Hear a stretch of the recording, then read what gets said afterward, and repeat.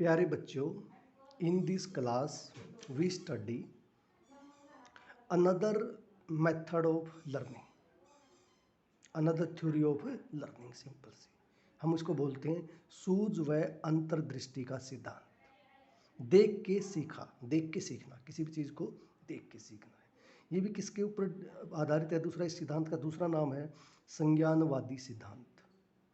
संज्ञान का मतलब संवेदना पर या आंतरिक रूप से। कैसे सीखते हैं? आंतरिक रूप से। सूझ का सिद्धांत या सूझ व अंतर्दृष्टि का सिद्धांत, इसको देने के लिए, इसका जो प्रयोग करने के लिए किसके ऊपर किया गया था? एक सुल्तान नाम का चिंपैंजी था। किसके ऊपर किया गया था? सुल्तान नाम का चिंपैंजी। सूझ व अंतर्दृष्टि का सिद्धांत की शुरुआत की थी 1911 में वर्दीमर ने की थी, और 1916 में कोहलर, जो अमेरिका के वैज्ञानिक थे, वो सुल्तान नामक चिंपैंजी को लेके आए थे। प्रकाशित किसने किया था? 1920 में कोफका ने प्रकाशित किया था। कौन सी बुक में? Theory of गेसाल्टवाद।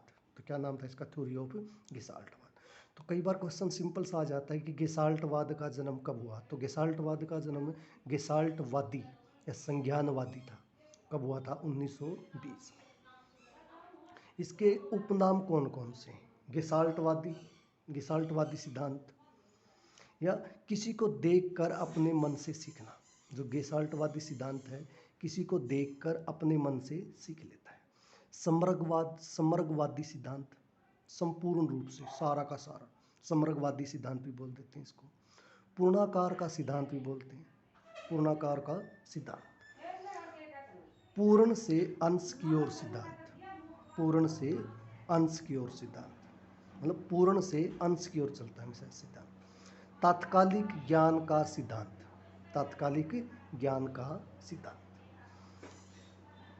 जैसे वुडवर्थ ने क्या बताया? वुडवर्थ ने बताया मनुष्य निश्चित रूप से तभी जल्दी सीखेगा जब वह अभिप्रेरित होगा। वुडवर्थ ने एक बात बोली कि मनुष्य निश्चित रूप से तभी सीखता है जब वह अभिप्रेरित होता है किसी चीज़ के लिए। अब इसमें इस सिद्धांत का जो प्रयोग था वो कैसे था? कोहलर ने किया। कोहलर ने क्या बोला कि जो सूझ होती है वो अचानक होती है। सूझ अचानक या तात्कालिक ज्ञान है जो किसी विशेष स्थिति में या किसी समस्या का समाधान स्थापित करती है। सूझ है, अचानक आती है। कोई विशेष स्थिति होती है, कोई विशेष समस्या होती है, उसका समाधान के लिए जो आपके दिमाग में अचानक जो बात पॉइंट आता है उसे क्या बोलते हैं? हम सूझ बोलते हैं। कोहलर ने क्या कहा कि स्थायी अधिगम, कोहलर ने क्या बताया था कि स्थायी अधिगम, समय नहीं लगता। एक तो इसमें सूझ से जो अचानक आता है तो कैसा अधिगम होता है? स्थायी, समय नहीं लगता अधिगम सीखने में, सूझ पर आधारित होता है, और संज्ञानात्मक प्रक्रम है कि आपकी समझ के ऊपर डिपेंड करता है। सिंपल सा एग्जांपल दिया कि जो एक कमरा था, कमरे के अंदर चिंपैंजी बंदर को छोड़ा गया। चिंपैंजी बंदर कैसा था? पालतू था। कमरे में मेज़ रखी गई, कमरे में कुछ छोटी छोटी छड़ियाँ रखी गई, और ऊपर छत के ऊपर केलों को बांध दिया, केले लटका दिए गए ऊपर। तो चिंपैंजी था, जो सुल्तान नाम का चिंपैंजी था, उसके दिमाग में सूझ आई, समझ आई। अचानक उसके दिमाग में आया कि मेज़ के ऊपर जब वो बंदर खुद खड़ा हो जाएगा और उसके बाद केलों को अपने हाथ में छड़ी लेके उसको क्या कर सकता है? उनको तोड़ सकता है। आगे क्या है इसमें? सिंपल से पॉइंट क्या क्या है इसके? और नॉर्मल से शैक्षिक महत्व बहुत इंपॉर्टेंट है इसके, कि आपका जो सूझ का या संज्ञान का जो सिद्धांत था उसके शैक्षिक महत्व क्या क्या है। शैक्षिक महत्व बहुत इंपॉर्टेंट है इसके। सबसे पहले जैसे अधिगम सूत्र, अधिगम सूत्र जो कर्ट लेविन ने दिया था।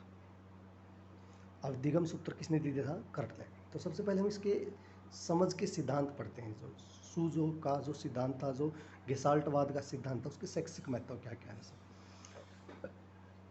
रटने की क्रिया का खंडन करते हैं। एक तो कि कोई चीज़ रटनी नहीं है, रटने की क्रिया क्या करते हैं? खंडन करते हैं। कल्पना शक्ति या तर्क का विकास, सोच समझ ज़्यादा बढ़ जाती है, सोच बढ़ जाती है। गणित व विज्ञान में जो समस्या समाधान में उपयोगी होता है, गणित और विज्ञान की जो समस्या आती हैं उनके समाधान के लिए सूझ बहुत ज़रूरी होती है, जो तात्कालिक होती है, एकदम आ जाती है दिमाग में। अनुसंधान के क्षेत्र में, जितने भी हमारे अनुसंधान के क्षेत्र हैं, नई नई खोजें की जाती हैं जहाँ, उस क्षेत्र में सबसे ज़्यादा इम्पोर्टेंट है। अगला सिद्धांत है हमारा प्रतिस्थापन का सिद्धांत या समीपता का सिद्धांत, ये भी बहुत इंपॉर्टेंट है। किसने दिया था? गुथरी ने दिया था। किसने दिया था? गुथरी ने। किस पर प्रयोग किया था? खरगोश पर प्रयोग किया था। क्या बोला? सिंपल सी बात कि उद्दीपन व प्रतिक्रिया एक बार एक साथ घटित हो गई, जो एक बार और एक साथ घटित हो जाती है और वो चीज़ सफल हो जाती है, तो भविष्य में वही चीज़ बार बार दोहराता है आदमी, बार बार उसको क्या करेगा? दोहराएगा। जैसे सिंपल कुछ और सिद्धांत जैसे तरल रूप या क्षेत्रीय अधिगम का सिद्धांत किसने दिया था? कर्ट लेविन ने दिया था। चिन्ह अधिगम का सिद्धांत किसने दिया था? टालमैन ने दिया था। आदर्शों का सिद्धांत किसने दिया था? बागले ने दिया था। सामान्यीकरण का सिद्धांत किसने दिया था? जड़ ने दिया था। जुड या जड़ बोल देते हैं। अब सिंपल सी बात है कि आपका जो अधिगम हो रहा है, अधिगम जब हम करते हैं तो अधिगम में कुछ कठिनाइयाँ आती हैं। जब हम अधिगम करते हैं तो अधिगम में सीखने में क्या क्या कठिनाइयाँ आ सकती है? जैसे सिंपल से यहाँ से क्वेश्चन बहुत बार आ जाता है। जैसे पढ़ने लिखने संबंधित समस्या आ जाती है किसी को, तो उसे बोलते हैं हम डिस्ग्राफिया। पढ़ने संबंधित कोई समस्या आ जाती है उसे बोलते हैं डिसलेक्सिया। बोलने, पढ़ने व सुनने संबंधी या लिखने संबंधी कोई समस्या आ जाती है उसे बोलते हैं डिस्प्रेक्सिया। गणितीय गणना संबंधी कोई समस्या आ जाती है उसे बोलते हैं डिसकैलकुलिया।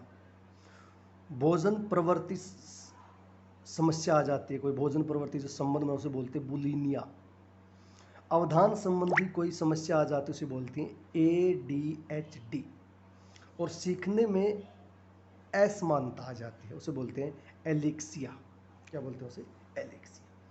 अब कई बार क्या होता है कि आपका जो अधिगम है, अधिगम का स्थानांतरण हो जाता है कि अधिगम किसके साथ। अब अधिगम का स्थानांतरण या तो सकारात्मक हो सकता है या नकारात्मक हो सकता है, या आपका जो पुराना सीखा हुआ आपने जो अधिगम है उसका प्रभाव नहीं पड़ता किसी चीज़। सकारात्मक अधिगम क्या होता है कि जो चीज़ आपने पहले सीखा हुआ ज्ञान है वो आपके नए ज्ञान में जुड़ जाता है, तो आप जो दोबारा अधिगम कर रहे हैं उसमें वो सहायक होता है। नकारात्मक अधिगम स्थानांतरण क्या होता है कि जो सीखा हुआ ज्ञान है, आपने पीछे जो लर्निंग की है, जो सीखा है, वो आपके अधिगम में काम नहीं आता, मतलब उसका नेगेटिव प्रभाव पड़ता है। उसका प्रभाव क्या पड़ता है? नेगेटिव प्रभाव पड़ता है। और शून्य अधिगम क्या है कि आपका जो पुराना अधिगम है तो वो आपका ना तो सहायता करता है और ना आपकी कोई बाधा उत्पन्न करता है। सकारात्मक तो क्या करता है? सकारात्मक में आपको नया ज्ञान सीखने में सहायता मिलती है। नकारात्मक क्या है कि आपने जो पहले सीखा है उसमें कोई सहायता नहीं मिलती, बल्कि कुछ ना कुछ बाधा आ जाती है नकारात्मक अधिगम में। और शून्य अधिगम क्या है कि शून्य अधिगम स्थानांतरण का मतलब क्या है कि जो आपने पुराना ज्ञान जो सीखा है, अधिगम किया है, ना तो वो सहायता करेगा आपका और ना ही आपको वो क्या करेगा? बाधा उत्पन्न करेगा उसके अंदर। Thank you very much.